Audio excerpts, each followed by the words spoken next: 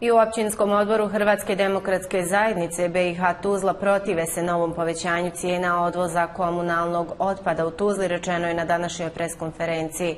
Navode da je davanje saglasnosti općinskog vijeća Tuzla na novu odluku nadzornog odbora komunalca novi udar na budžet Tuzlaka.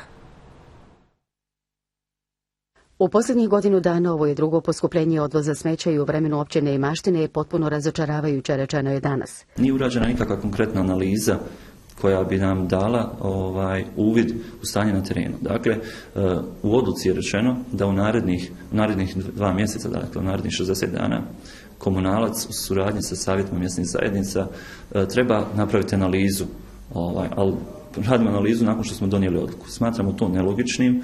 Račune koji pristignu do potrošača narednog mjeseca za neke porodice će biti duplo veći.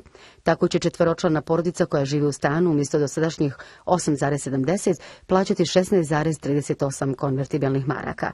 Vlasnici kuća će ovu uslugu plaćati po kvadratnom metru, što je, kako tvrde u općinskom odboru HDZ BiH Tuzla, čista diskriminacija.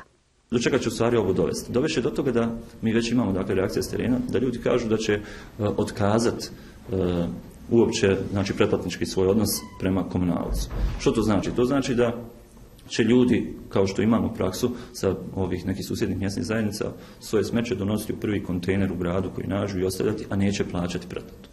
Smatramo da je komunalac trebao ići upravo u tom pravcu da širi mrežu korisnika. Dakle, da se pokuša ta mreža proširiti na što je veći mogući broj domaćinstava na prostoru općine Tuzla, a samim tim to širenje dovelo bi općenito do smanjivanja cijene odvoza smeća, a ne u ovom pravcu kako je sad napravljeno ovom odlukom kada imamo evidentno povećanje. Općinski odbor HDZ-a BiH Tuzla ovakav način određivanja cijena smatra nedopustivim i upozorava da je odluka donesena ishitreno i bez validnih parametara i konsultacija sa potrošačima.